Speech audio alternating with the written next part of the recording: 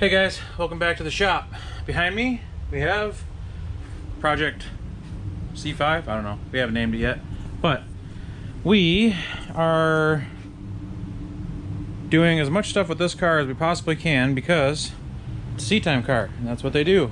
Lots of seat time. So, our next race is now LSPR, which is in Upper Peninsula, Michigan. We went there last year, we're excited about it, but in the meantime, we got a lot of other stuff to do. So, plan for now is to get this car ready for what I'm about to talk about, and then we're gonna get to work on building the cars in the shop because we are way behind on them because of the sacrifices we made to keep our season going for Acadia, but it's not been going our way this year. But that's motorsports, man, that's how it goes. So what do we got here? First ever track day, September 2nd and 3rd in Savannah at Roebling Raceway with this C5. So I've never done a track day. I've never driven on the track.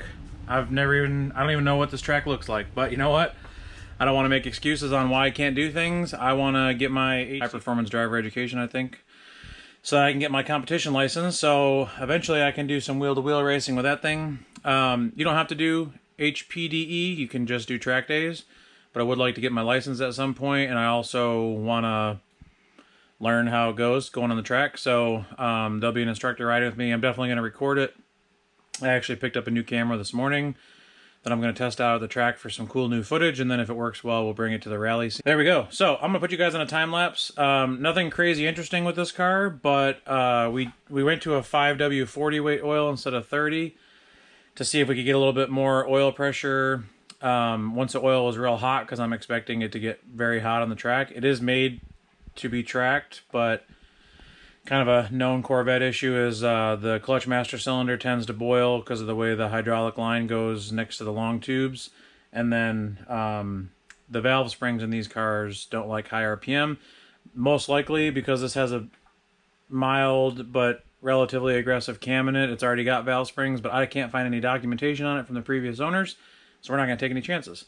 So I will show you guys the parts here in a bit, but basically we're going to do valve springs, we're going to upgrade the push rods, we're going to throw in a 160 degree thermostat, we're going to clean this radiator shroud out because of the factory bottom feeder type. It gets debris in there and it runs hot.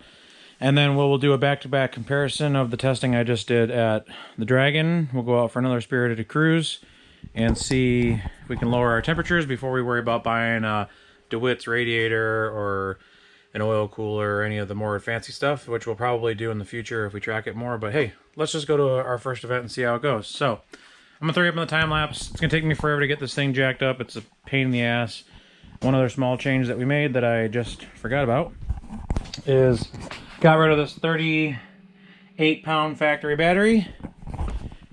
Thanks to Excess Power, who always has us going. This is a Titan 8 lithium battery. I had to make a custom mount for it because it was a top feed battery, but luckily you can mount these any way you want to. So I slightly modified the stock housing, made this bracket. Now it's a side feed GM style. This battery weighs less than 8 pounds, so 30-pound savings just swapping the battery over. Amazing. All right, enough talking. Let's get to work.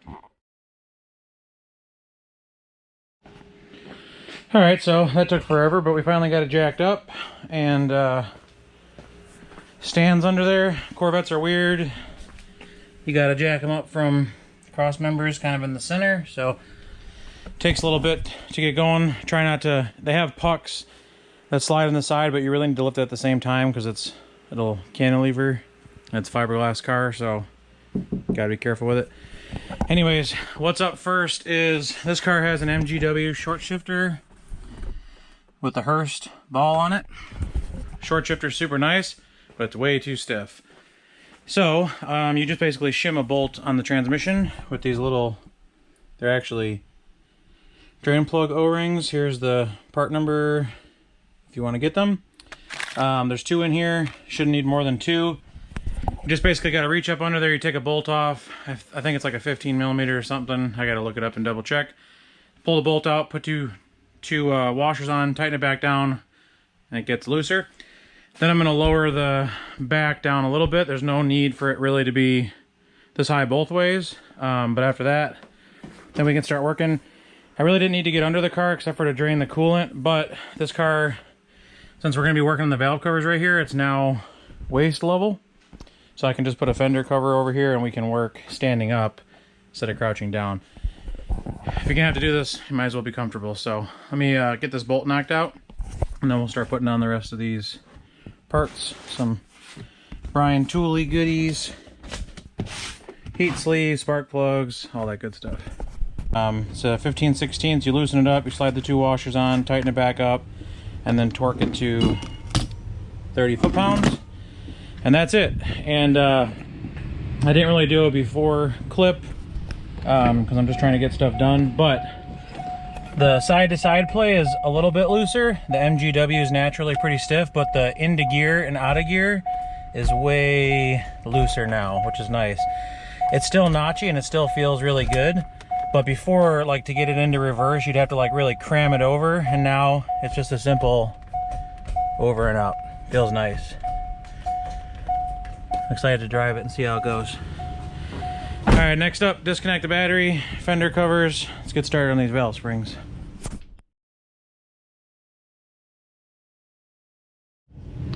All right, guys, so I just, you saw me take the coil pack off.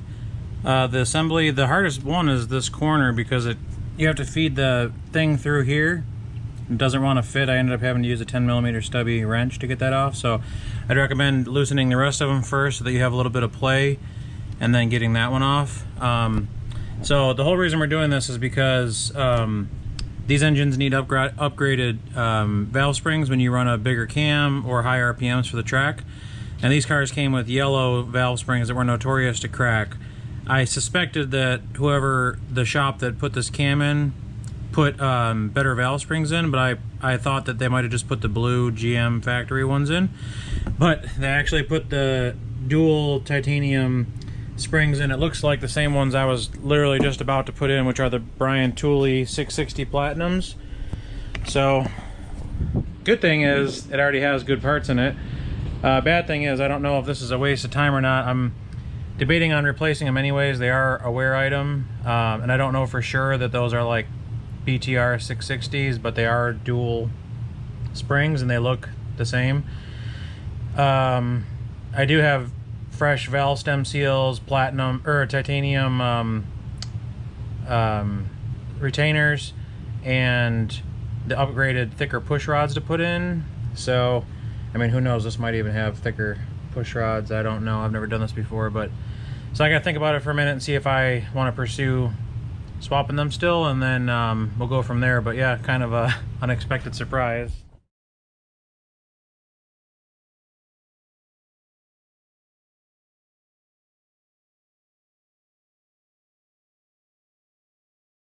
Alright, as you can see, I decided to replace the springs anyways. You can see it looks like they are the BTR 660 springs with the dual beehives. However, I did upgrade the retainers to titanium, and then putting fresh valve stem seals in. Nice and shiny new. I've done 4 so far. Just working my way through. This tool is a Comp Cams tool. It works okay, but these springs have so much lift that I actually had to use the longer bolts, and this carriage thing doesn't even ride in the grooves anymore because I can't get it down far enough, or I can't get them out. So it took a little bit to figure that out. I got a system down now, and then keeping track of the old parts as I take them out so we don't miss anything. Just so you guys can see what we got. So these are the old Texas Speed push rods. These are the new locators, the new valve stem seals. All this is Brian Tooley Racing. These are the new 660 Platinum springs. Keepers. The new 740 080 wall. These are 5/16 thick push rods. Titanium retainers. And then we got a bunch of other parts to put in.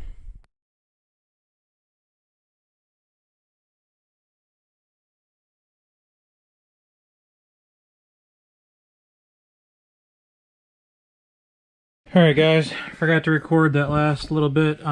Stupid Comp Cams tool is not tall enough. Like, this arm here is not tall enough for these BTR 660 springs.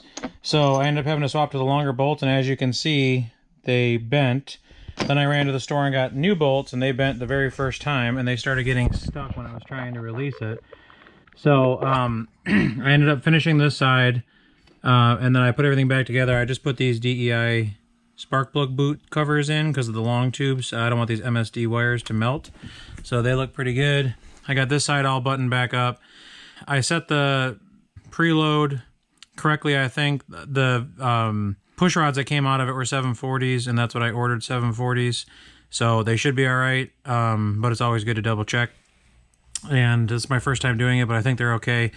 I'm gonna wait to do the other side until I get another bolt in. So I'm gonna move on to the radiator, changing the thermostat and cleaning out the AC condenser shroud and everything because it gets built up with stuff.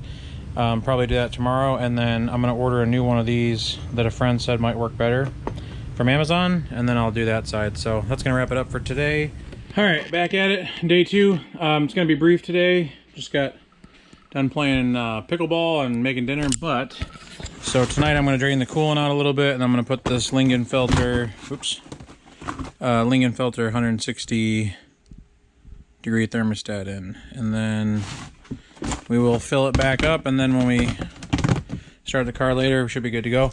Side note, the spark plugs that I pulled out of the driver's side had seen better days, and the gap you could drive a truck through, so that's probably was costing us a little bit there. So we put some fresh TR6 NGK plugs in. These are 1 step colder, and I gapped them to 40 thousandths. I think stock is 40 to 44. Those were like 65. So this is the set for the other side that I still have to do, but otherwise everything's looking good. So get this coolant drained. I think there's a plug on the bottom. I got to figure this out a little bit, and then I might take some of the shrouding off to clean between the fan or the condenser and the radiator. I'm not sure yet. We'll see. Okay, ended up getting a little sidetracked and forgot to film, but took the radiator cover off and the AFE intake off, and there's a lot of debris built up between the radiator and the AC condenser, so I'm gonna use this where'd it go? This extended air nozzle, and that way I don't have to take anything off. I can just kind of reach between the fan shroud and then blow the air back that way. Since it came in from this way, I just gently blow it back that way, clean it out. I did swap the thermostat already. Basically, you just drain the coolant. There's a little butterfly valve on the passenger side front and a nice little drain hole. It really doesn't make a mess at all. I got the Lingenfelter one in, this one out. It's just 2 bolts. Comes with a fresh housing. This, at least for the LS6, it's molded to the housing. Bolts torqued to 11 foot-pounds or 15 Newton meters. Also, this car had a factory air pump that somebody had like tuned out, but this hose was always hanging in the engine bay, and I noticed that it was plugged off and it had been nicked on the belt. I never knew where it went to, so finally traced it down. It goes to the air pump, which is actually hidden in the bumper under here. So I took the panel out of the back and unhooked that hose. Technically this one that goes to the air box goes to it as well to get fresh air, but I don't really want to take the whole assembly out right now, so I'm going to leave this one plugged in. It goes into that hole right there. It's not really doing anything, but it's not harming anything either because it just sits under here nice. The other one came all the way up here though, and it was always sitting in this corner in the way, so wanted to get rid of that. So I'm going to clean this up nice.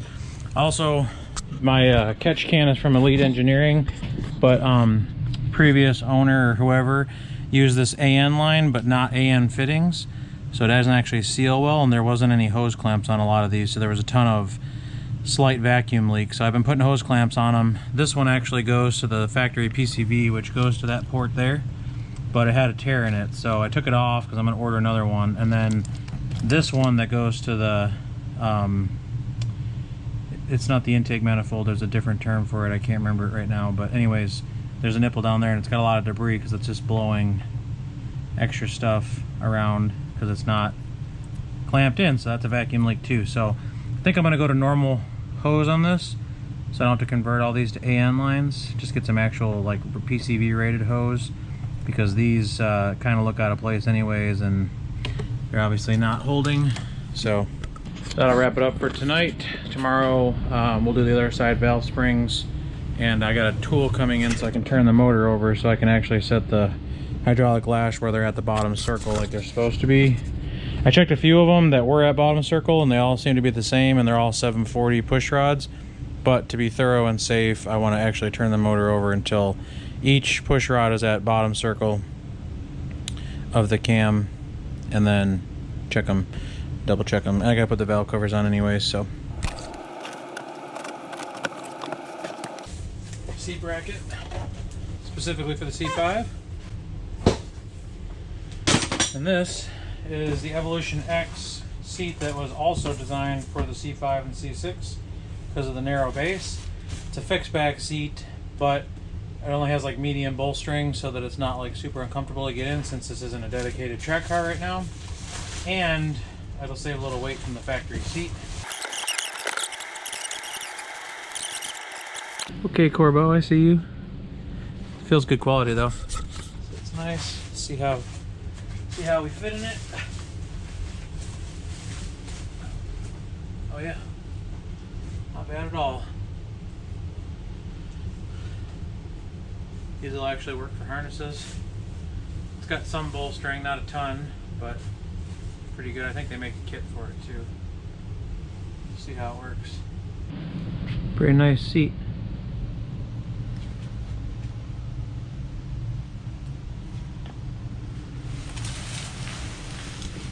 The back is black leather and carbon. All right, it's all in.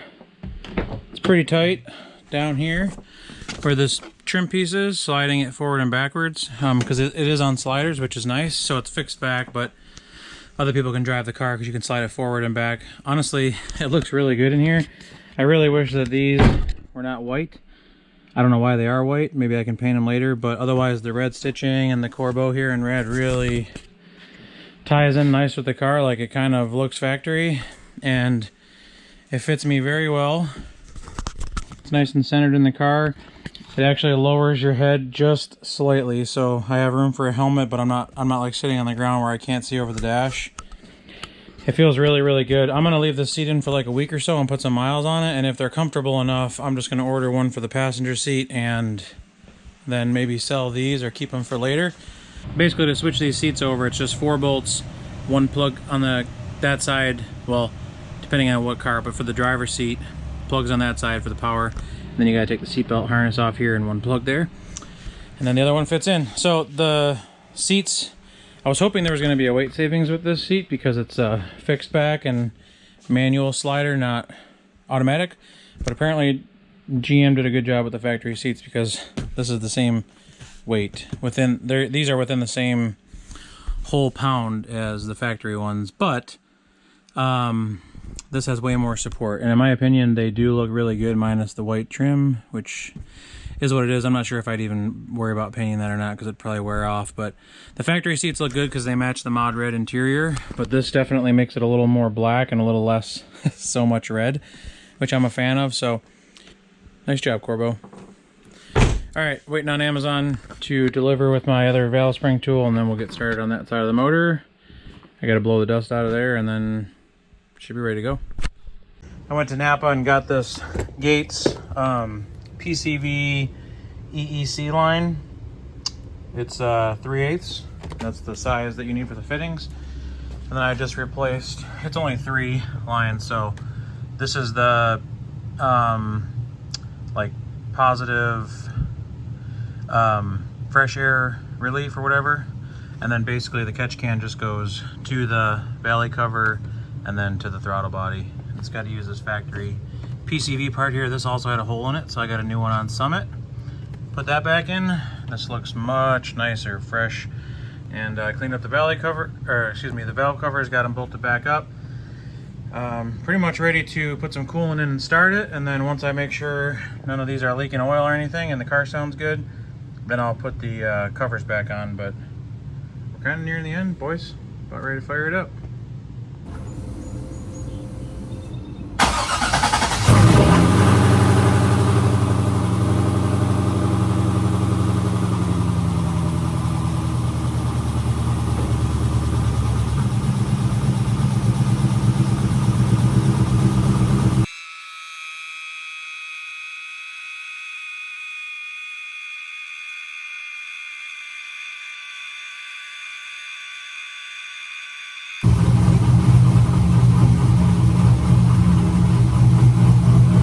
So far, so good. All right, looks like we're gonna close this video out here. I didn't record going for a test drive on the Vet, but everything is good to go. We had those mods. The last clip you saw was the first start. I let the coolant fully bleed and the thermostat open. I let that go about twice. Honestly, I didn't even need the funnel, so apparently these are just easier to do than Subarus, which is seemingly being the trend. The next clip you guys see of this car, which we still don't have a name for, by the way. If you guys have an idea for a cool name, throw it in the comments. But anyways, next clip you guys are going to see of this is going to be myself and Blake are going to Roebling Raceway in Savannah, September 2nd and 3rd. We're going to do our HPDE. We have to start off with 1 because we've never done a track day before, but we're hoping to kind of get that done relatively quickly and work our way up through HPDE 4 so we can get our comp license. But we're just going to go have a good time, no pressure. It's like I said, it's our first track day, so I'm not trying to do anything crazy, but I want to see how this thing does, which is why we did those mods that I just showed you. And so hopefully we get to reap the reward of that. Catch you guys on the next one.